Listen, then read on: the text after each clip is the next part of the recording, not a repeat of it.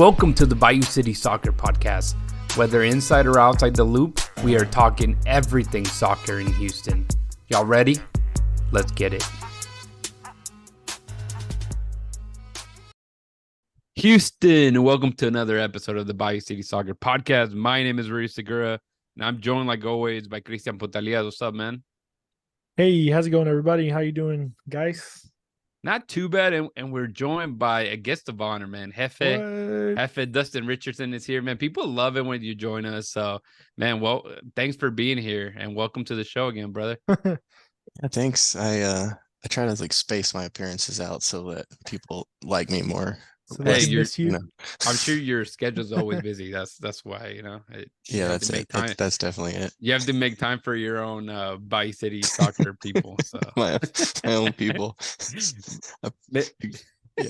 Yeah. No, it's one of those. I think everybody's kind of like Thanksgiving out. I didn't even want to go to work today. That feeling. I think I'm running at 75%. Man, it's just one of those days too. Ooh, that's bright.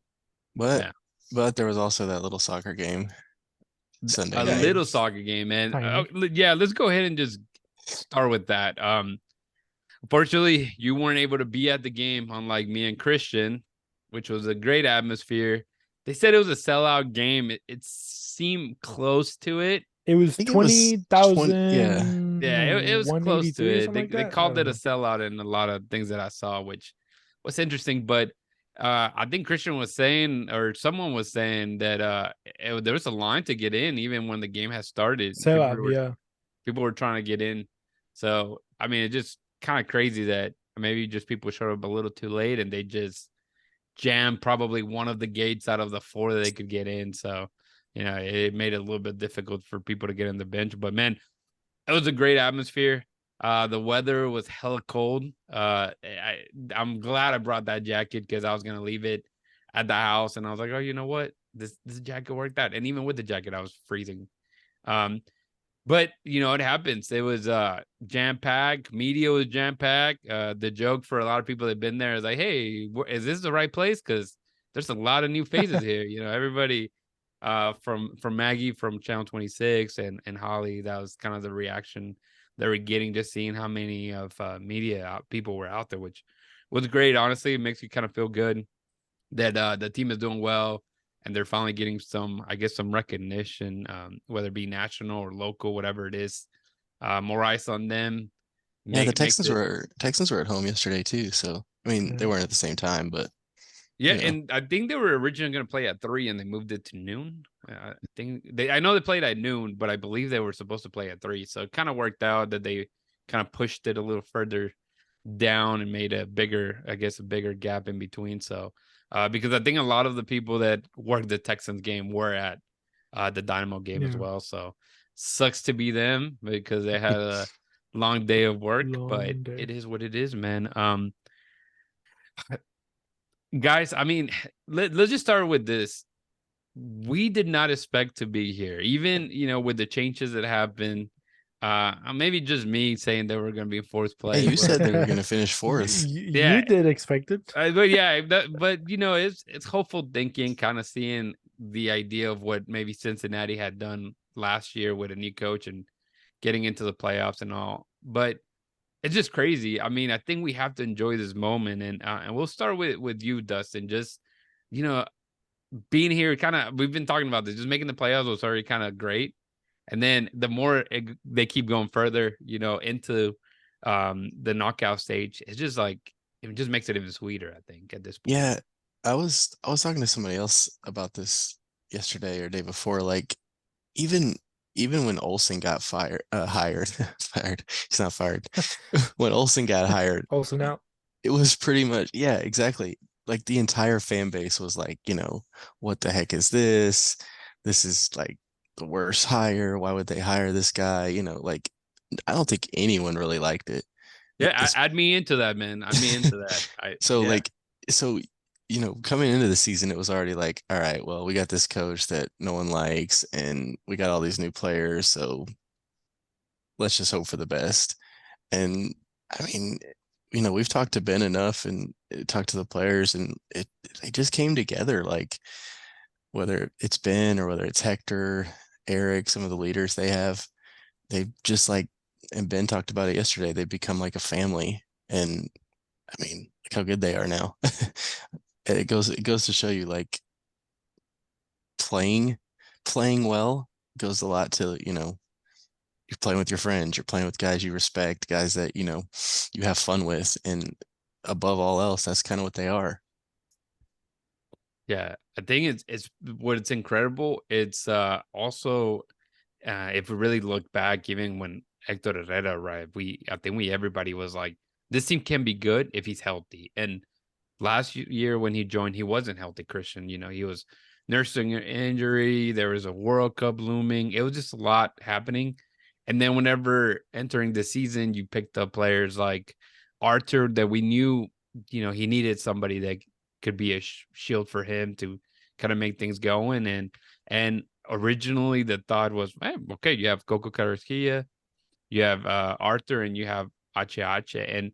And to a way, they do all complement each other, but maybe not as much for Coco. He's kind of the man out, but it's just been great to see just everybody that's come in just bring something to the table, man. I don't know, Christian.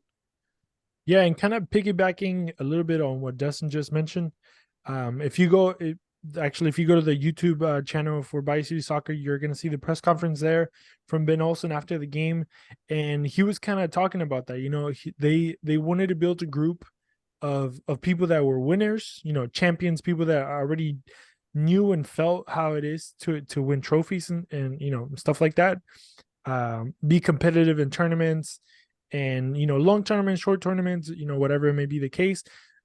And with that, kind of going back to that, what Dustyn said, it organically happened that this team just bonded, right? And it's crazy because when you look at the roster, when you look at how these guys are all different, like from different cultures, different different leagues, like random countries and around the world, but they all had kind of the same mentality of being a winner, of being a team player, being even also there's a press conference from, not a press conference, but we caught up with Griffin Dorsey in the locker room, and he mentioned, like, this is the team that he's been at that has the most huddles he has ever team. I don't know what I'm saying, but you know what I mean, right? This is the team that he huddles a lot in this team compared to all the other teams that he's It's been. like there's a million meetings basically. Yes. And he's like, I don't know why we do it, but we do it. We don't plan them. We don't talk about, getting together. It just kind of happens organically. We hold each other accountable, and we kind of know what we want from each other and what we expect from each other. So, I mean, yeah, it's just that, an organic team that comes together, and, you just become friends, build friendships. And even Hector Herrera also talked about that, after the game, like, he loved the relationships that people are building, with each other, even though they're so different, maybe in their personal lives. So it's pretty great. Yeah. And before we go any further, make sure you like and subscribe to the podcast. Make sure you check out BayouCitySoccer.net and follow our social medias, whether it be Instagram, Twitter, and Facebook. And you'll see YouTube channel. cool videos everywhere. Hopefully we get a massive social media boost with our new team member, Francia, joining in and trying to help us out with that. So shout out to her, shout out to the videos she's made. And shout out to it's funny because apparently last episode, honestly, half of the time I don't remember what I say, even though I go back and edit. But I guess I mentioned when I was either talking to Finn or somebody that we only have like 5-6 listeners. So like 3 people. I think one of them was from what is it, Dynamo Fan TV. I think his name is David. I think. Yeah. And It is David. And Herman from Noodle Time were like, hey man, you only said you have like 5 or 6 listeners, so add me to it, because I'm listening to number 7. I was like, thanks man, shout out to the for you guys to check out the podcast and check out the work that we do. And they also do a good job just trying to keep up with the team. So just a quick little shout out. But guys, let's go right into the game. Sporting Kansas City. Christian, we'll start with you, man. Your initial thoughts of the match, of this scrappy 1-0 goal, or 1-0 scoreline, man. I keep going back to press conferences, but Ben Olsen said, he maybe thought the game should have ended 3-1. The chances were there. I think we had most of the game. We had possession of the ball. We played really well with the ball, especially Hector Herrera. He controlled the ball like a maniac at one point in time. I baptized him, Hector Roman Herrera, given it fits him perfectly, dude. His love for Riquelme. But it was amazing to kind of see such a player, step up in such a game, right? A game that's going to be tight, a game that's going to be scrappy at times, kind of a rivalry also, if you add that to it. But I think we did pretty good. Obviously, the finishing side of things could have been better, but defensively we've been solid all year, and this one kind of solidified it, if that's a word. But just kind of keeping a clean sheet in a really important game, like a semifinal of the Western Conference. Yeah, no, it was really good. Like I said, I kind of saw it. We all saw it differently. Obviously, we gave our predictions. But I think what we got right is everybody really thought it was going to be a 1-goal difference, right? It was going to be a tight game.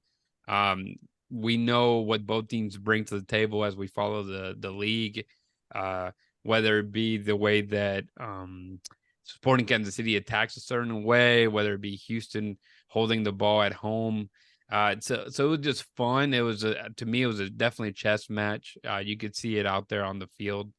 Everybody was kind of doing something, and it was great that they were able to take care, for the most part, of Alan Pulido, who, man, god dang, he's so talented in just holding that ball, up, to get his teammates up in the attack and just pivot. But let's go to the goal, and I want Dustyn on this, man, because we recently, heard from a coach. Was his name from was it Luke Williams from Nuts County, that he was talking about the whole corner aspect of him, playing short corners, and how 3%. You only remember 3%. Yeah, we had this whole conversation.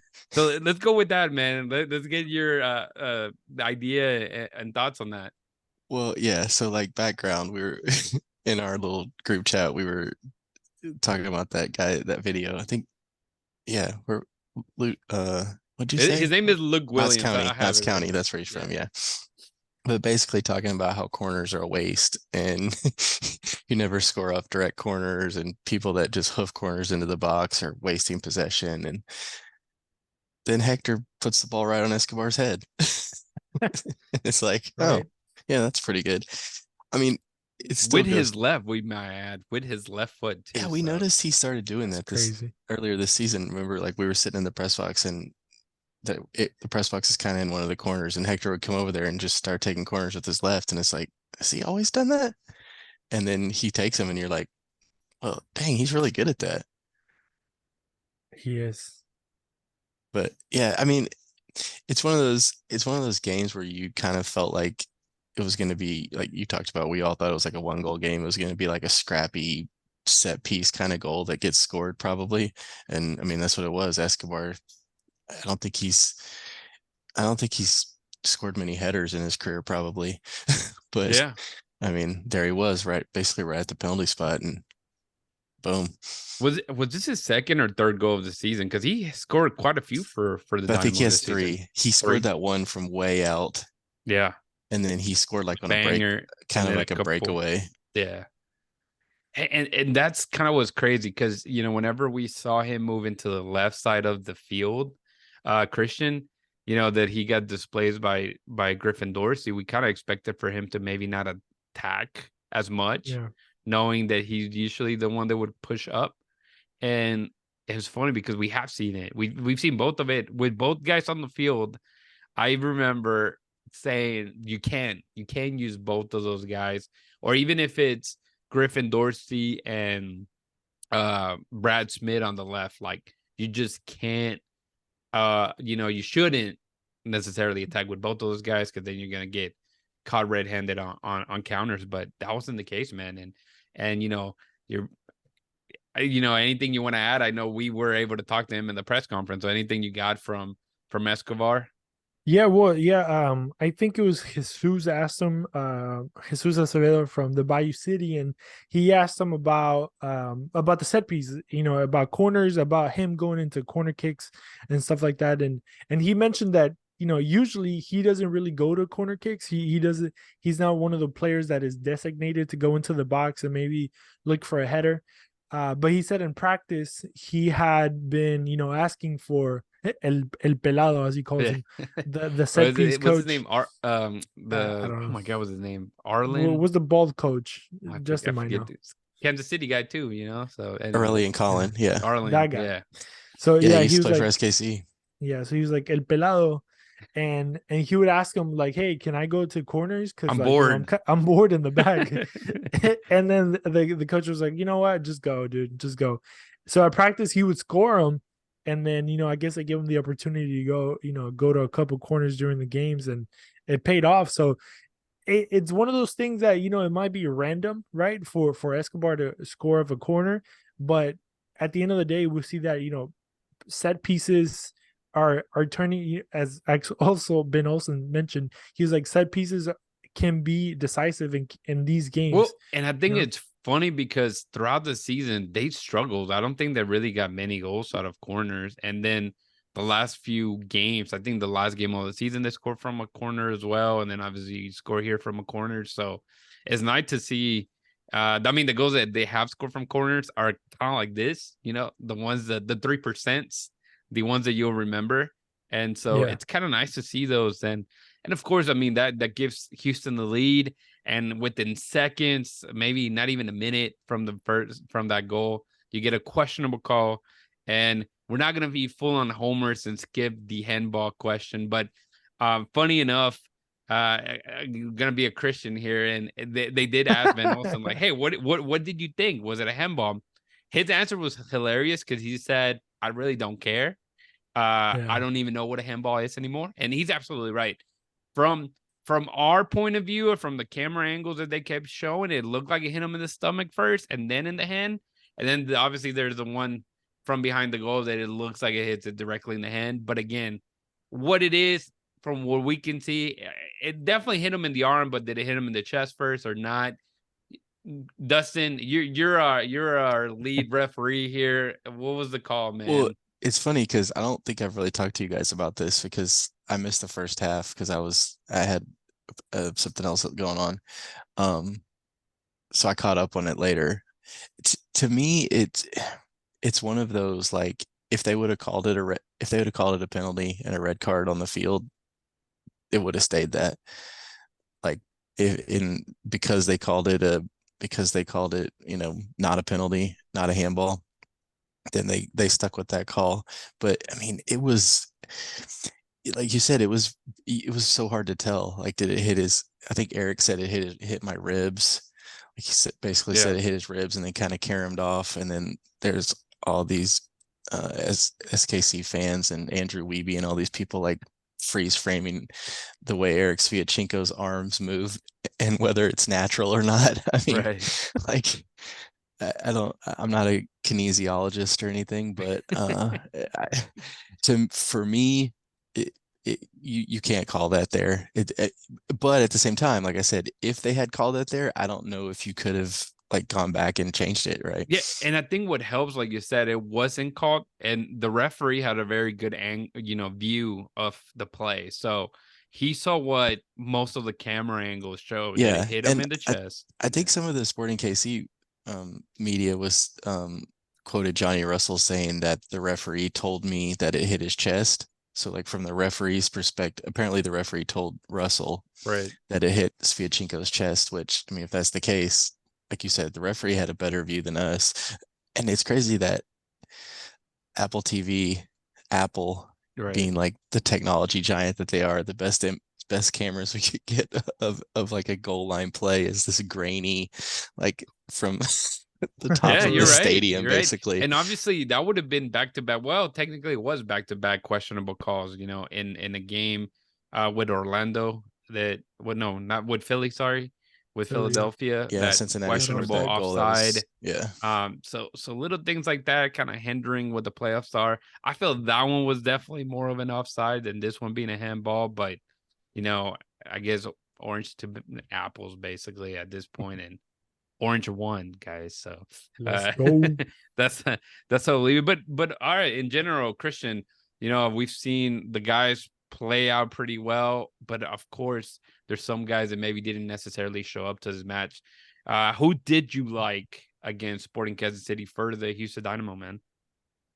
I think the obvious would be Hector Herrera.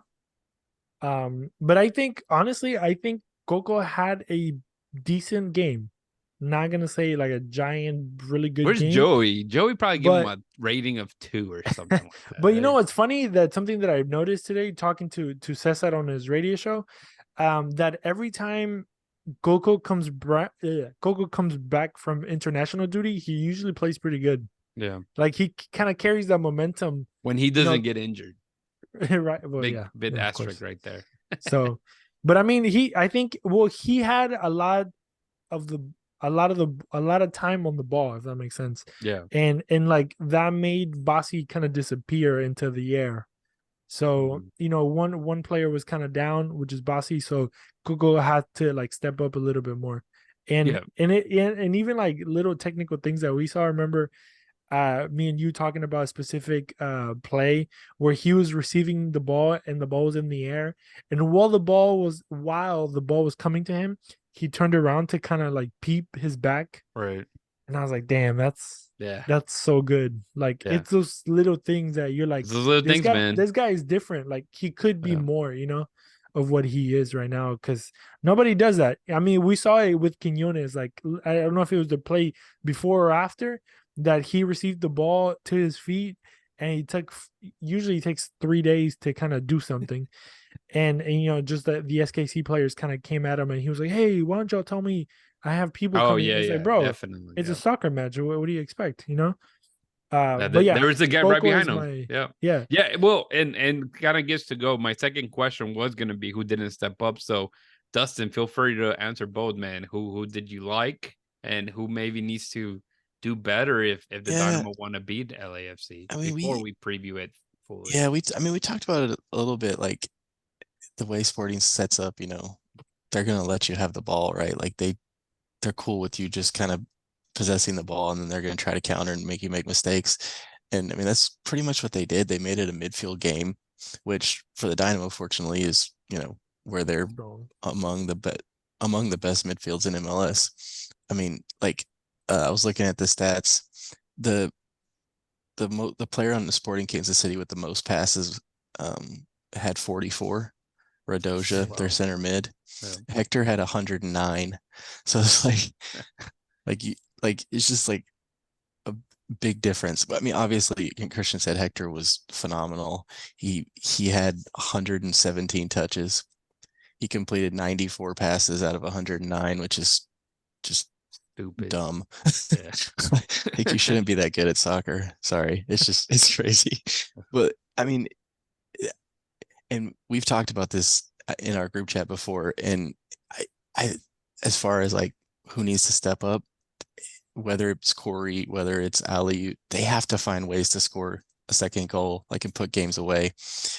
Will they have that chance against LA? I don't know. Like, if they can get up early, kind of thing. But how many times have we seen them go up early in games? Yeah. And they have like so many chances. Like last night, Baird had that one-on-one, and Melia came out, like snuffed it. And Aliu had one too. Aliu had one right at the end, right at the very end. Right.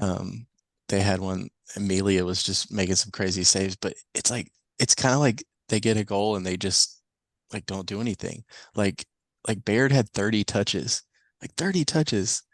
Like, I mean, that, obviously the way they play, Baird isn't a focal point as the kind of number 9 that he is, but just offensively, they have to, like, they're not going to be able to rely on grabbing a corner and then just hoping for the rest of the game against LAFC. They're extremely dangerous. Yeah, and I think, obviously previewing, Christian, to add to what Dustyn was saying, was that a lot of the people that whenever we asked them about their predictions before the game, everybody had a high number. And I think it was there were so many crosses and there was nobody in the middle to finish. Or again, you mentioned, Bear not taking advantage of the one opportunity, which are massive in the playoff games, right? In eliminations, you got to get those in. Ali, you obviously struggling, but Christian, go ahead and add before you forget, man. No, yeah. And kind of rounding that idea is it's amazing, it's interesting, it's kind of cool that this team has gotten this far without a real, legit striker.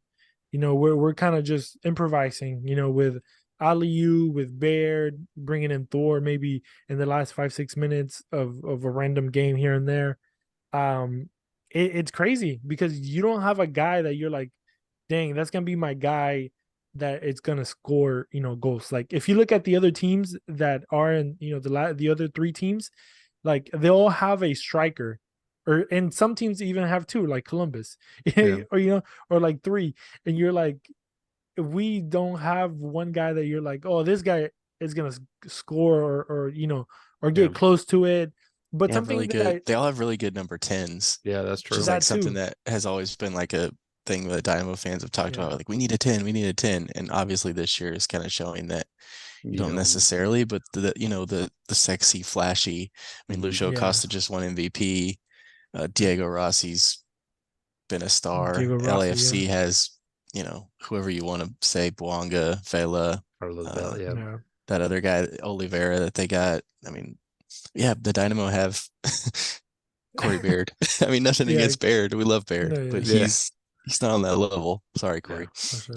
Yeah, you guys are right. I didn't even think about that, but yeah, it's kind of funny that's just the way it is, and maybe just the way that Ben Olsen, the mix of Benny Bo and Joga Benito work together, that you can scheme your team defensively pretty well, and then you kind of find ways to just get a goal. I mean, at the end of the day, you just need to score more than your opponent. That's basically easy math, right, in soccer. So if they have 0 and you have 1, that's all it takes sometimes, guys. But yeah, let's go a little bit into the LAFC preview. And you guys already mentioned some of those guys, and I know for sure we're gonna start seeing it if we haven't already. But this is gonna be the Vela versus HH, matchup everywhere now, and even sure the Mexican media are gonna get into this and ask whatever they want to do and get involved into this matchup. But you guys mentioned number 9, Dennis Bouanga doesn't stop scoring. Obviously, he gives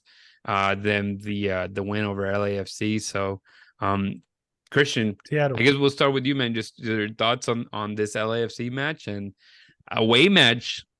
Dynamo did beat them at home and away. So if the Dynamo wanted a team, maybe that would have been it, since Seattle hasn't been a friendly place for the Dynamo, man. But yeah, go ahead, dude. And kind of the same thing or idea that we had with SKC. SKC seemed like Real Salt Lake seemed like a pretty good even matchup for the Dynamo at that stage. SKC seemed also like a really good, even matchup. And believe it or not, I believe LAFC is, the most even matchup that we could have. And just the fact that, in the regular season, we beat them twice, home and away. And just, the way that kind of things have been progressing with both teams, it just seems like this would be, the best matchup, for the Dynamo, in the way that they're, are able to set up against, such a team that attacks the way that they attack. But if you can, dominate the midfield as we have lately, then hopefully we'll be able to find some, some holes to kind of do some damage up top. But, defensively, we've been doing pretty well. Hopefully that keeps going. You have talent like we said, Vela, Bouanga, and the rest of those guys. But this, is the most even matchup that we could have asked for between Seattle and LAFC, in my opinion. I don't know. Yeah, I think obviously, if you had to choose between Seattle and LA, I think most people would have taken LA. The Dynamo have never won in Seattle, which goes back years and years and years. They won in LA this year, and I mean, I feel like I don't know if it's like national people, but LAFC fans or people like I feel like a lot of people were counting that game, that LAFC Seattle game, as like, oh, whoever wins this is going to the final, right? But like, and the LAFC fans are like, oh, right, now we get Houston. But like, if you look at it, the Dynamo had the same number of wins as LAFC had this year. They both have 14 That's wins. crazy. The Dynamo finished 1 point behind them. So I mean, it's I don't think it's as easy as and and they beat them twice, like you said. The Dynamo won in Houston and in LA. So like I think I think a lot of people are looking at it as, oh man, this is like LAFC just cakewalking to the final, Right. going to defend their MLS Cup. But I think it's a lot more of an even matchup than people are kind of saying. Yeah, and I think the mentality of what the Dynamo are, whether they'll be called the Cinderella team or the Dark Horse. One thing that I love, and I think when we were able, Dustyn and I, to talk to Ben Olsen, he mentioned about the media giving him always kind of like a backhanded compliments, and I think that's what they're at right now, because a lot of people are seeing this, a team that was awful last year, and then now they've done all this stuff, but yet again, it's not really taken in consideration. And us, that we've been covering the team for numbers of years, we don't necessarily, obviously, I think we may all agree on this, but seeing them day in, day out, we don't see any kind of Cinderella aspect of it. We see how the team really works really hard. They do a really good job defensively. It hasn't been pure luck when they win. So there's nothing there. And I think what's going to make this fascinating is LAFC, like you mentioned, Christian, they're very similar to the Dynamo. Good defensively, a good midfielder.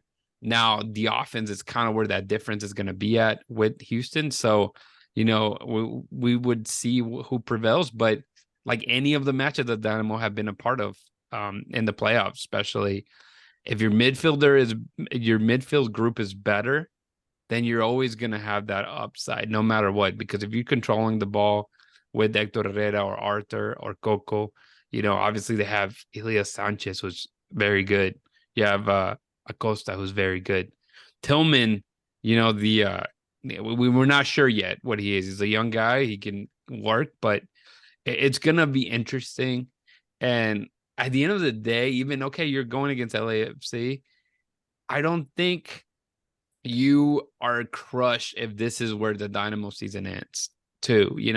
I don't think it's gonna be there, but it's one of those that before you would go against a team like Seattle or LAFC and you're like, that's it, it's over. And during the season, and we know that the playoffs bring something else. And just looking at LAFC, the last two games, or even 3 out of the last 4 games, they've only scored 1 goal against their opponent. So it's not like they're out here, just pouring goals like that we tend to see them going into this chance of making in back-to-back championships for them too, man. Yeah, they scored 1 in Seattle, 1 in Vancouver. They scored like 5 in that first leg, so it was kind of or the first game. It's not first leg. Get best of 3 nonsense that was that first round. and I think one of the biggest parts is just your motor of this team for a long time has been Carlos Vela, and he's just not the same guy anymore. I mean, we keep seeing him getting subbed out now, in important matches, and Boanga has to be the guy to step up, and he can do it. He can definitely do it himself. I mean, he showed us in last MLS Cup and the run, so it can be done. But you do need some kind of talisman, and Vela's your captain, your vocal guy, I guess, and he's just not doing it, lately. So if this continues, and we hope that he's still in the kind of the same mode and doesn't just bang like 4 goals from outside the box, which he could do. But it's just kind of that, Christian. Not, that's kind of how we see it, and I don't know exactly how it's going to work out. We're not there yet. But if you want to go ahead and start on your prediction for this match, man, let it rip. I'm gonna say 2-2 going to PKs, and We will win in PKs. Well, look at you. We always talked about going to penalties, and Steve Clark can save anything. And I know he did make you look silly, bro, last time for sure. The post helped him. Yeah, I mean, he he saved one, but he saved one. So saved one. I thought he saved two. He saved one, the post and the other saved one hit the and post. then that's hit him true. Came back to him. Yeah, I mean, we were in Disney, man. I don't remember that. It was a blur.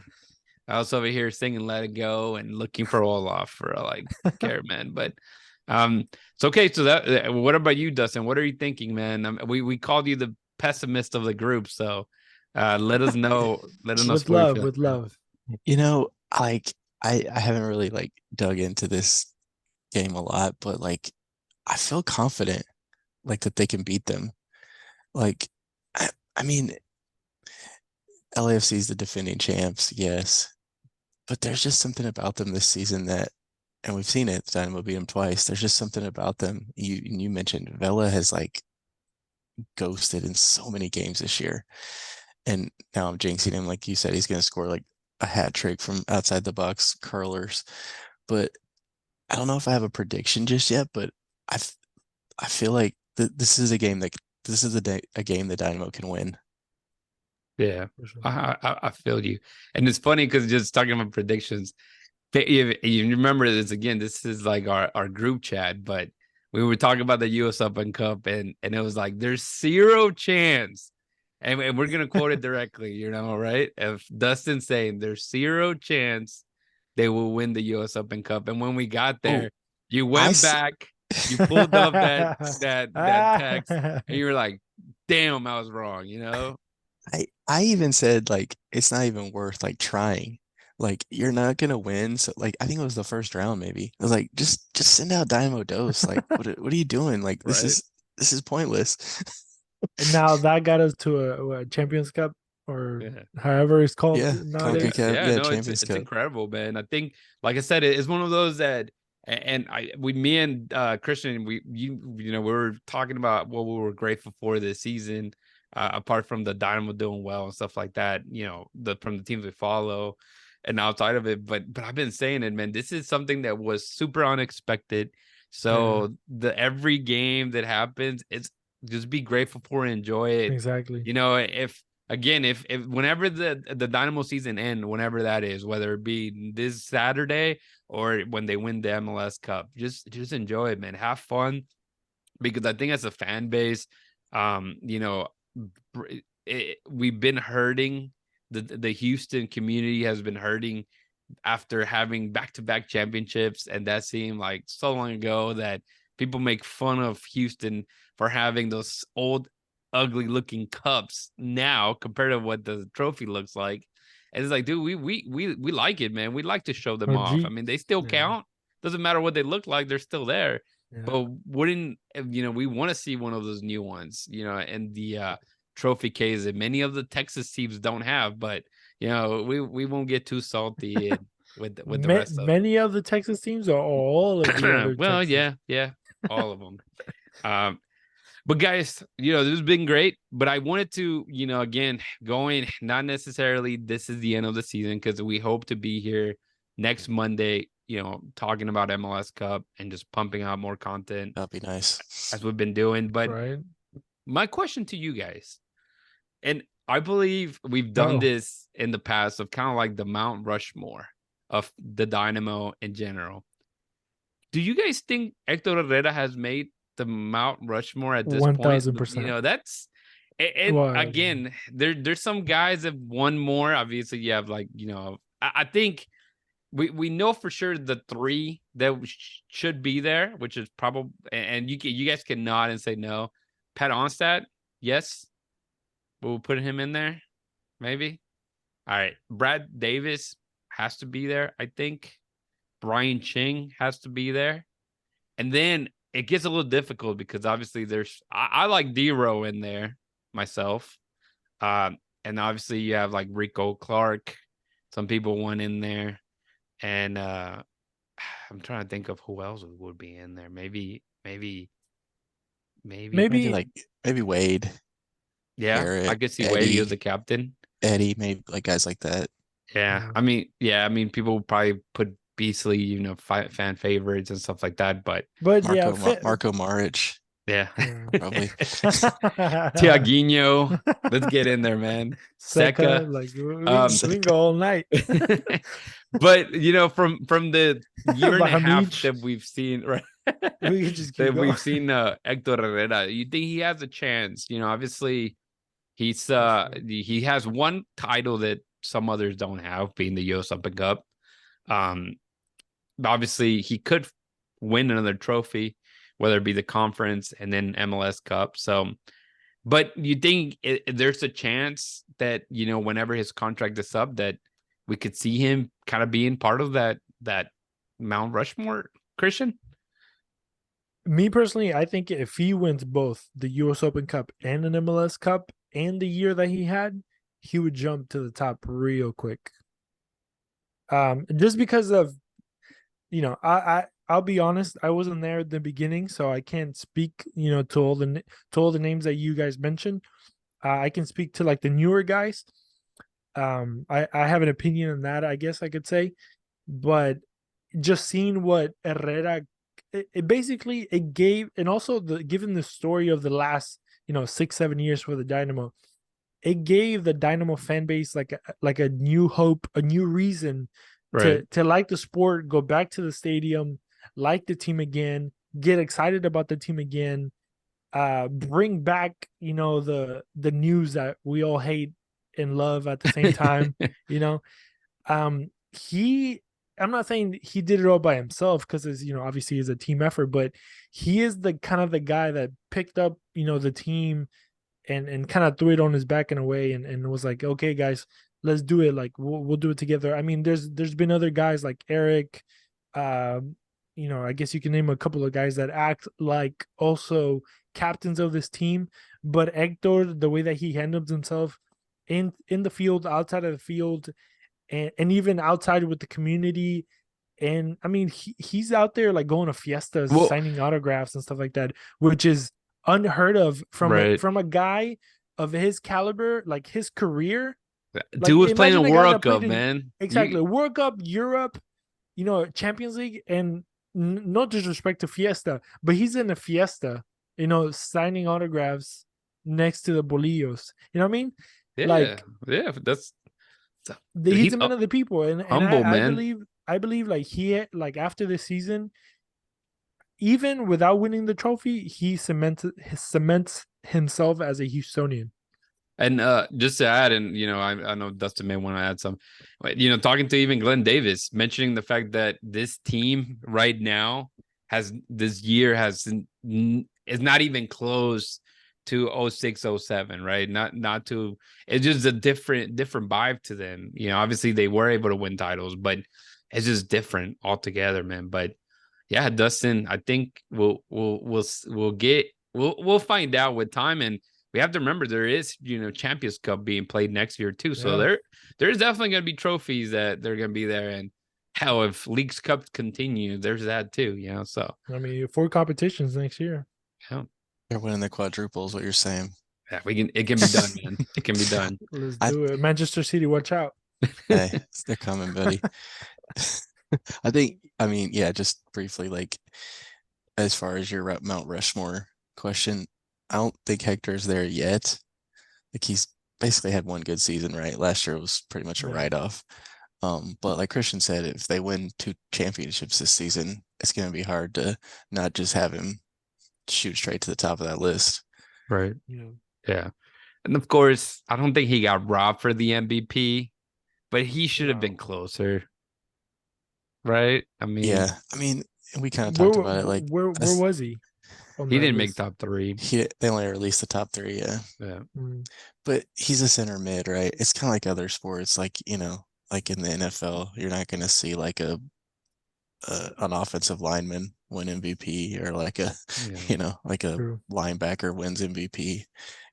It's the sexy, flashy, the flashy ones, man. The number 10s, the goal scorers, the number 9s.